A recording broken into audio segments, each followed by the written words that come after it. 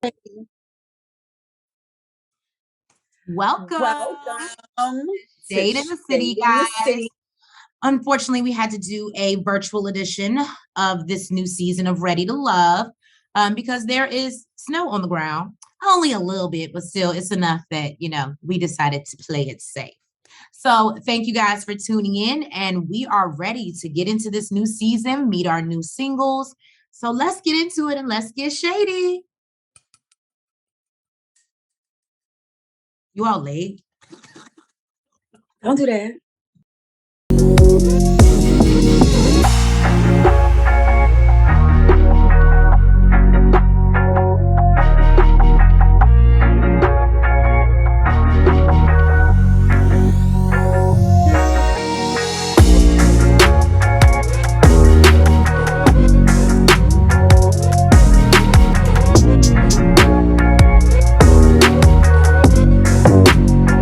All right, guys. So we are going to do a rundown for you of our lovely singles because, Ready to Love didn't have the decency to give us a meet the cast this time. So here we are. Now let's get into it. We're going to start on your left. Okay, to the left. All right. So we meet this I give it to you. The longer that I look at him, the more I am attracted. Mr. Clifton with the arms folded, orange shirt, and the muscles percolating, and Jesus. Okay. He grew on me, okay?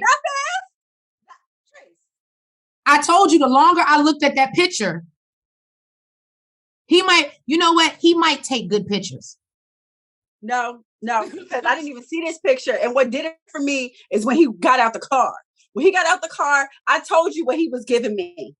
Fine, sexy, smells good, well-groomed. He was just... No, what she means to say, Shade Squad, is he gave her fine, sexy, and moisturized. That was her exact word. I said that he felt that he was very well moisturized. He looked like he used baby and very well-groomed. I mean, the beard. No, he's very well-groomed. I'm not taking that away from you. I did say that he looked like he smelled good. Don't do that. I guess if you use scented lotion, then you're well moisturized. No. But you don't always look like you smell good. Some people might smell good and they don't look like they smell good. He looks like he smell good. Well, there you have it, Clifton. Nels feels that you look like you smell good. So don't come around her and it don't. Look, I'll be like, look, I'll be like Sabrina. Look, let me just sniff your neck. So terrible. Now, where we go? Oh, Clifton, he is 44. He is a project management consultant. Didn't learn too much about him besides the fact that he's fine. And that's okay. I can live with that, and we can get also, he got a sexy ass voice. Yes, he does have a sexy, deep baritone, very white going on that'll probably make you throw your panties on the stage. But yeah, that's Clifton. Now we move on to Laverne, 44. He is a lead technical analyst. I don't think he gave me anything either. I do like his suit. I will say all the brothers were very nice, sharply dressed and nicely. Like, I love how everybody came with the shit. So I'm here for it. Tori, which is actually probably one of my favorites from the first episode. He's 39. He's a realtor. And I don't know why, but after learning that, this picture gives me realtor. I bet you this is on his business card. I bet money. You are the worst. I'm going to have to ask Ashley if she knows him. So then we get into Fernando. Where is Fernando? I didn't get Fernando's age. Did you? He is 34 and he is a risk analyst. You sure you saw that number right?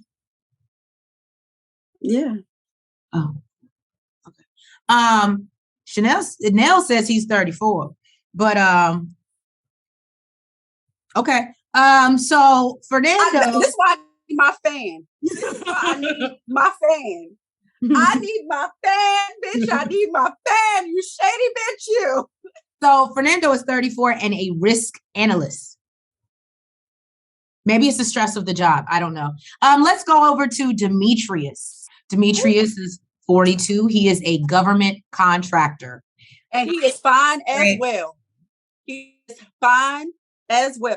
I love how they put the two best looking motherfuckers right here, right above and under each other. They are just. And I will say, Demetrius does come in and gives you that kind of Idris Elba, sexy, just. You want to know what he gave me? What did the he best man when Morris Chestnut walked in. That Jesus Christ. Yes. Okay. All right. So there we have Demetrius, hats off to the government contractors. I'm here for it. You know who my two favorites are. Clearly, y'all. Clearly. She clearly forgot about she left whatever his name was. No. Naeem and whatchamacallit, Cornelius. She left them alone, I guess. You know why? Because she wasn't brown enough to be a part of the squad. Anyway, so then we have Wiley, who is 32 and is an athletic director and musician. And I personally said that this would be my second choice. I'm not here for the hair, but I like his personality. I do kind of like the athletes. So I don't know. I could see, I could see me being into it, and we could sit and talk football. Latrice likes to be stressed. She likes to be stressed. She want to deal with an athlete who will stress her the fuck out. She likes to be stressed. Look at her. Look. I like to be crazy too. So okay, let's put that disclaimer out there. I like to be crazy too. Okay. I will sit outside your house to make sure nobody's coming. Not lying. She's not lying. It's been done. It's not on police record, but she knows it's on record. It's been done. So then we have Paul, who is 48, and he is a software analyst. Okay. Paul likes to refer to himself as PO. I'll get into that later. I'll get into that later. I ain't even gonna rip into Paul yet. We ain't even got to know him, but I feel it. All right, let's get over to our ladies. Nels, I'll let you take over. So with our ladies, start off, in order. I was gonna start off with Precious. Well, that's what I said, in order, Precious. Okay, we have the beautiful Precious. I think in beautiful. This picture, I really do like her. She's I like like her too. I love her personality, and she's beautiful. I feel like in this picture, since it's far away, you really can't tell how beautiful she is. But when you see her on camera, she really is beautiful. And like Nell said, her spirit is beautiful. Like, I don't know why, but she just gives me good attitude, good vibes, and she looks good. So it's a whole package. I actually, this is probably one of my favorites so far. So Precious, she is 34 and she's an IT consultant. So, okay, Precious. Right. We know that IT make that money. Okay. Yes. Next we have Kina over here in the black dress with the half up, half down. She trying to be like me a little bit, Kina is 39 and she's a budget analyst. And then we have Tiffany. Tiffany is our country girl who is 37 years old. Okay. I don't think they gave us a job yet, gosh. No, I don't have a job for her, but you just blew up my stocks. I was going, skip right past that. But Okay, move on to Joy. So then we have Joy, who is 41, and might I say looks damn good for 41. Yes, she does. Yes, and she is a professional singer. I want to hear her sing something. I want to hear her sing. Okay, but Joy is beautiful as well. We have Ace down here at the bottom. She is 37 and she is a I can't even say philanthropist. I can never say it myself. Philanthropist. Yes. There we go. There we go. I feel like I got to say it slow to get it out. It's a And big then word. It's a big word. It's okay. right, okay. And then we have my two favorites so far. Sabrina. Sabrina is just like, she's so beautiful to me. Like she's a baddie. She's 36 and she is a nonprofit exec. And I feel like she's wearing the fuck out that green. And then we have Zakia, who is wearing the fuck out of that yellow. She's a baddie as well. That's why she's my other favorite. You know, I'm gonna put Precious in that because to me Precious is a baddie. So I got three female favorites. And Zakia, so she's my favorite, but I don't know shit about her. So Treese, what's her age and her job? She's 39, but for some reason I did not catch her job. But we know she got one. But I did not catch her job. But Zakia is 39 years old. So for 39, girl, you doing it. I love it. Yeah. Black on y'all. This is my temporary fan, and I'm ready to shade that ass. Okay, I'm ready. I'm ready for you, boo. So we see our singles, and they are mingling, and just kind of waiting around and learning about each other and trying to establish, I guess, put their bid in before things get real and see who's the it of it all. We see Sabrina and Demetrius, and I thought this was kind of cute because they realize that they have a connection because old girl, they're both divorcees and were married for very short times. So they have that in common, which I was like, okay, so I can see, okay, ready. It looks like you're doing a little better this season. Looks like you're doing a little better with the matchmaking. I give you that. We see Fernando and Joy. Was there anything here? Did you get anything from that? I'm not trying to be a dick. I'm honestly asking. Did you get anything from that scene? I didn't get anything from that scene. I'm just saying, if we missed something or I missed something that we didn't learn, please, Shade Squad, drop down in the comments.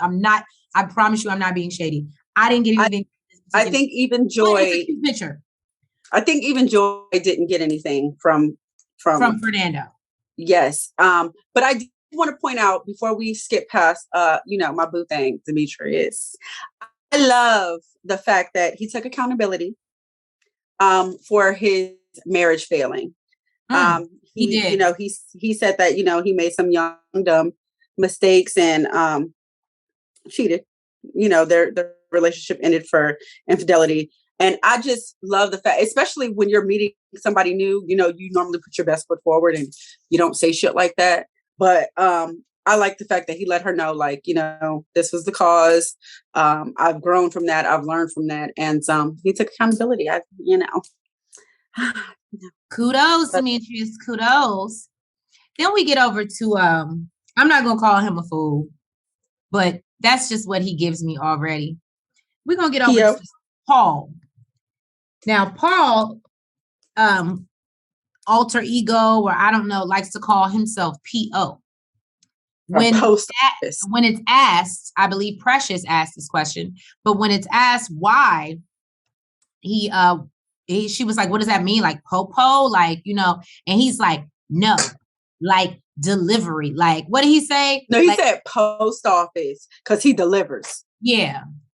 Let me tell you what it gave me in this scene. It gave me pissed off. Well, that too, but that's what the fuck it gave me. Maybe I thought he was trying to, I think, and let me help you out, bruh.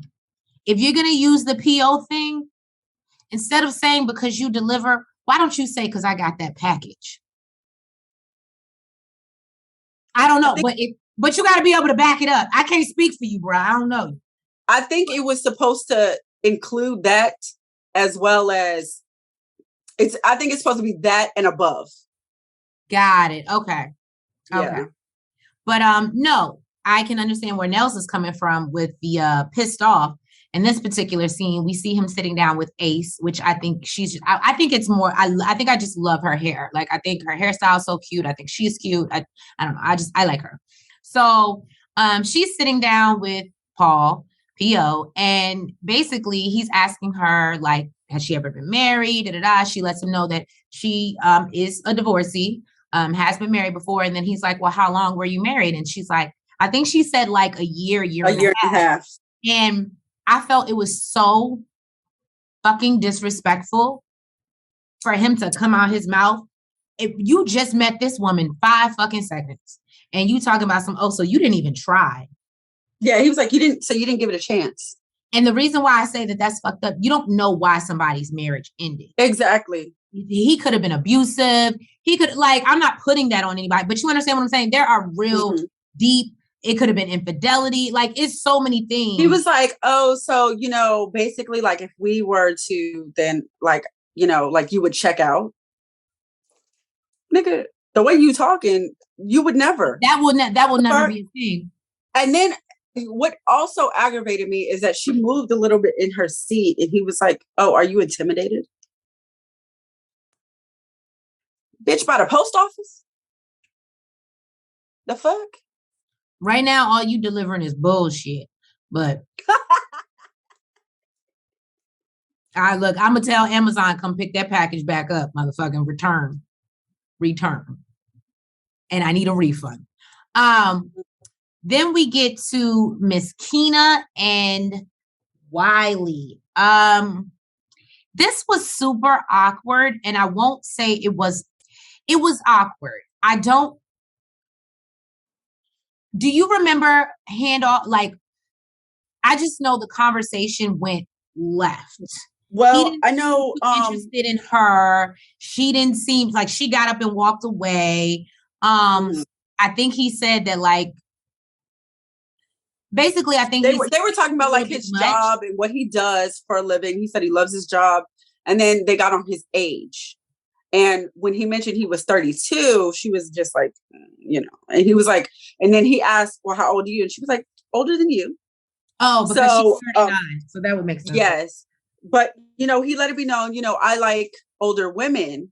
But she basically, she didn't say it to him, but she was not feeling the fact that he was 32, he feels like he's mature for his age, like most men do. But she was not feeling, she said, I ain't robbing the cradle. So, he said she's very forward in the way she speaks. He kind of likes it, but he felt like she wasn't feeling his vibe, and she clearly wasn't, because she got up and wanted to go mingle with other people. She left her glass at that, and went to go talk to my boo Clifton. Ma'am, get best back up if you know what's good for you. You stay. So I want to break down the scene only because this is what, and I'm gonna be honest with y'all. If I saw Tory on the street, would I probably be like, oh my God, no. But after he opened his mouth and he like opened up, as we see in this scene to Precious, I'm not gonna lie, maybe it's the trauma bonding for me. I need help, guys. I know I'm gonna get some good therapy. Feel free to get our Cash App information to pay for that therapy. It is in the bio. I'm just saying. This happens sitting outside of people's houses. She clearly need it. Okay, I'm getting therapy, guys. So no. Basically, and by the way, make sure that you hit that like button if you still watching at this point. Make sure you hit that like button. So, all right, y'all. Tory gives us background on, they were talking about families and how families are such a good thing, but they can also be a negative thing when it comes to trying to be in relationships and establish things, because they want what they want for you. And sometimes that's not what you want, or what might not be best for you. And it's kind of serving their own interests rather than yours. So I thought that was a great conversation to have. They then delve deeper into their family dynamics. And she asked him, well, what would your mother say about what you just said? And I thought it was really crazy, because he's like, well, he goes into that, he doesn't have the strongest relationship with his mother. He has one, but it's definitely on the men at this point, which I applauded, Tory. It sounds like you're doing the work. Apparently his mother was in the military in Kuwait. A lot of his childhood, his grandparents raised him. And so he, just never really had a relationship with his mother. And he tells her like maybe 3 or 4 years ago was the first time his mother ever told him that she loved him. And he talks about what an impact that made just because he had never heard that from her. And when I tell you, I was over here like, I like Tori. I like him. So that's why Tori is probably on the top of my list. The same shit with Walter. So we see clearly, y'all, I need therapy. But, it's the trauma bonding for me. Then we hear Precious talk about how she doesn't really have a relationship with her mother at all. Well, not at all. They have been estranged for, I think she said 15, 16 years. She said that her aunt pretty much raised her. But I can be honest, I love the way that she carries it. Now, granted, this is a show, we don't know her. But when she was in the confessional and she's like, my aunt taught me, just because it's a different family dynamic, that doesn't mean you're any less loved. That doesn't mean, and I feel like, again, dealing with trauma, so many people will hang on to, oh, my dad wasn't there, my mom wasn't there. And so that gives me a reason to be a fool and be fucked up and whatever you're dealing with. And I just like her positive spin on things to be like, yes, my mother wasn't there, but I had people in my life that loved me, that nurtured me. And that's why I am who I am today. So Precious, I'm not even gonna lie to you. You still winning points with me. You're beautiful. And you got your, like I said, your spirit is great. That really spoke to me. And I was like, damn, I think these two, this is just I know stuff changes up, but I think I would like to see these two together. Just because, as you guys know, we do Married at First Sight. And if I was a matchmaker, just based off this information, I would be like, these two complement each other very well. Well, guys. The ladies have come to a decision. The ladies speak to nephew Tommy, and basically they're like, well, who are you not feeling? Fernando comes up. I can't remember what they said or what their reasons were. I know a lot of people didn't get to spend time with him, is what I think the issue was. A lot of people didn't really get to. It's giving Lamont from last season, because he was the first one that got eliminated too, because we didn't, but I feel like he actually socialized a little bit more than Fernando. So yeah, Lamont, they did you wrong, boo. So, and thank you for the follow. So now it's Fernando and down to P.O. Pissed off, post office, pissed on, whatever you want to call it. Now this is the one thing that I thought was weird, because I feel like the ladies make that decision. And I feel like in most deliberations, and I felt like the way nephew Tommy came in, it felt like he made the decision for them. He got their responses and then was like, well, I'm making the decision on who's going home. Versus like we see like and then they take somebody out and say, you're not ready. You know, understand what I'm saying? Well, that's later on in the show. But initially, so he always eliminates the first one. Yes, the first ones, yes. And I think he just went by who, they majority said. Like, I think the majority was Fernando. So, initially it's nephew Tommy. Got it.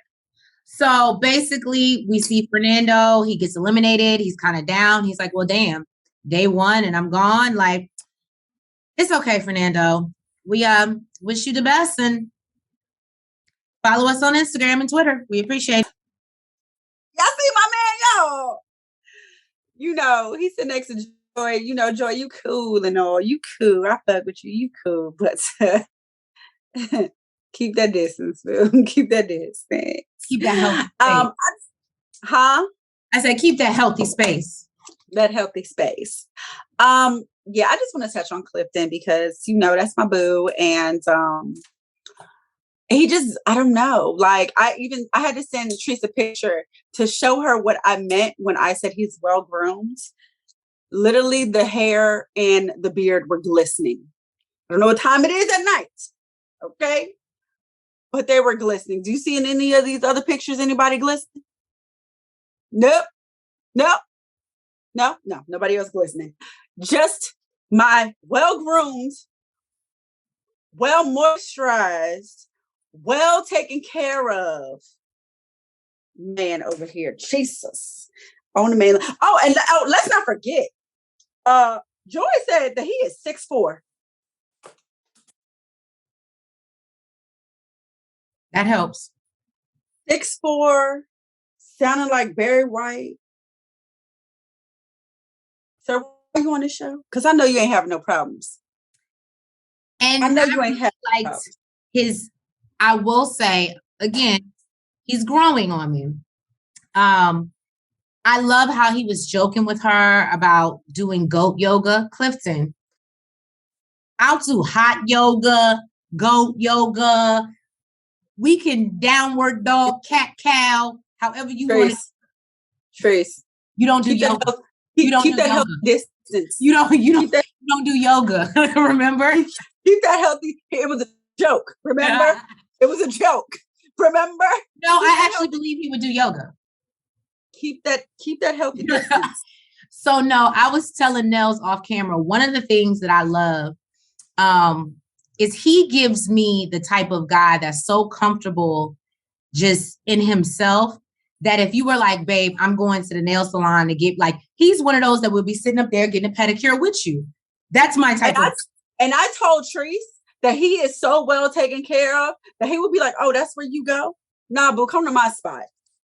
Come to my spot. My spot, they do all of this and they will hook you the fuck up. He don't look like he goes to a regular barber. He look like he go to motherfucker, they do the hot towels and no, okay? Anyway, so no, the biggest thing that we see is that he lets us know from the moment that he kind of came in, he had his eyes on Joy. And once they sit down and they just start kind of talking, and basically he says it feels very organic. And he lets us know that, basically don't fall into the Cornelius role, but he basically said he realizes it's going to be a little bit difficult because he's starting to like her. And he knows he has to get to know other people. So, and I will say, I think that he is going to do a good job. He's not going to turn into Cornelius, but we can definitely tell that, that there is some on the, I guess, surface level, there is some type of, thing with him and Joy. Yeah, and he feels like they have the same type of humor. Yeah. Which he really likes. So. And then we get to I'm funny too. Funny too. What'd you say? Bye. I can't with you. I can't. I did want to touch on Ace. Okay. Because we don't have a picture of it here. And I love the dress that she has on here. I love her outfit here. But in the confessional, and you know what? I'm going to get a picture for the next one, because in the confessional, she is wearing a shirt that it looked like my grandmother would have wore. I don't know what the fuck she got going on. It looked like it came from Shein. I don't know, bitch. You can't go from wearing a beautiful dress like this with red bottoms to some shit that looked like it came off of Shein, ma'am. Fix it. Fix it. Fix it, Jesus. Fix it fast. So I understand. We are over in we in Laverne's den. What'd you say? We in Laverne's den? That's what he called it. This is Laverne's den. Well, I just want to say that I understand that this is a process. I guess maybe this is why I'm not on shows like this. Because what you are not going to do is why I'm sitting here trying to get to know this man and have a conversation and put on my smile and, do what I do, come over and interrupt my conversation. That's what you're not doing. That's not what you're doing. And at first, I was getting on Keena, but Precious sat down and did the same thing. So, it is what it is. She did. So, apparently Laverne and Sabrina were sitting down talking. They were talking about Indiana. That's where he's from. She didn't know much about Indiana. She's like, that's where Michael Jackson from. She's like, oh, that's your claim to fame. Okay.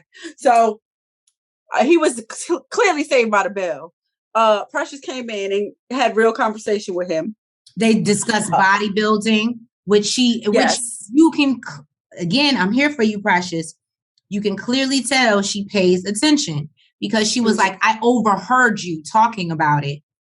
And she was like, and honestly, I want to do swimsuit. So would you be into like working with me? And he was like, absolutely. As long as I can oil you down and tan you up and all that other stuff. And she's like, yeah, I'm with it. And I did like that because again, it shows that she pays attention. And then they were interrupted by Keena, and apparently him and Keena ain't talking about shit because they cut it off and never brought it back. So, do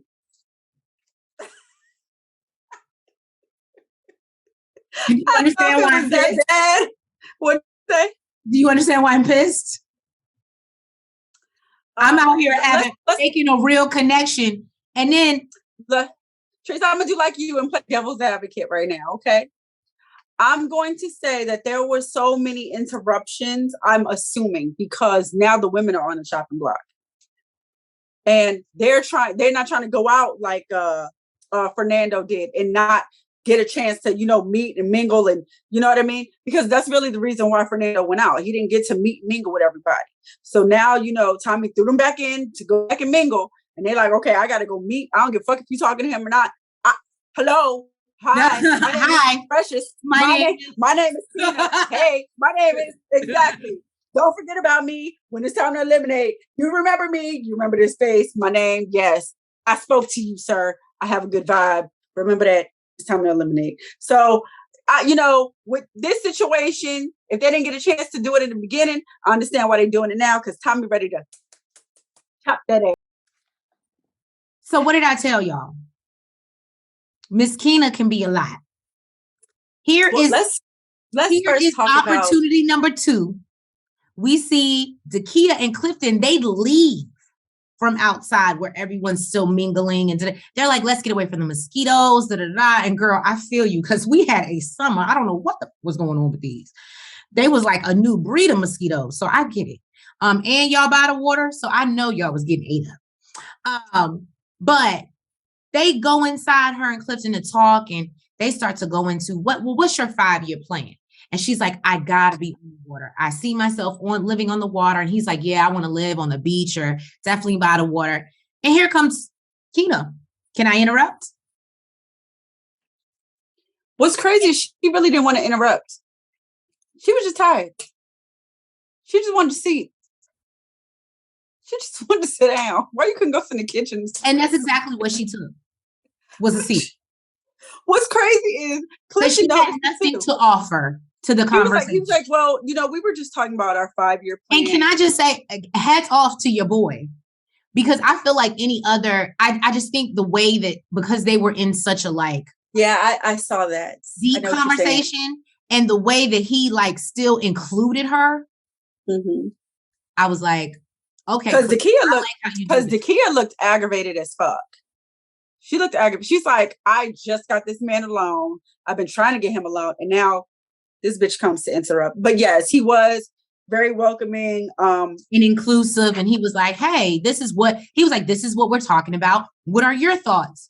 And Keena's like, I don't even think she says anything in that moment. But as they go to the confessional, she's like, I don't know, Jamaica. I don't know. Well, she was like, I mean, I could move to Texas, Houston, or Atlanta. He was like, oh, okay, still in the US. And she was like, oh, you mean outside the US? And they were like, yeah, we were talking about island hopping. Ma'am, you don't belong in this conversation. Get your ass up and take your ass to the kitchen.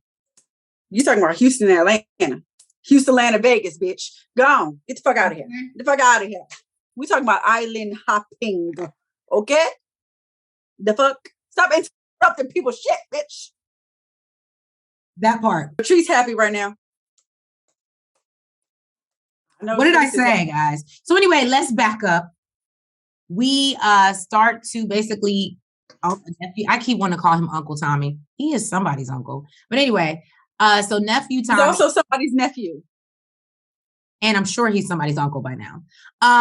So we get into nephew Tommy comes in and he's like, okay, ladies, or guys, let's discuss the ladies, who's in the bottom 2.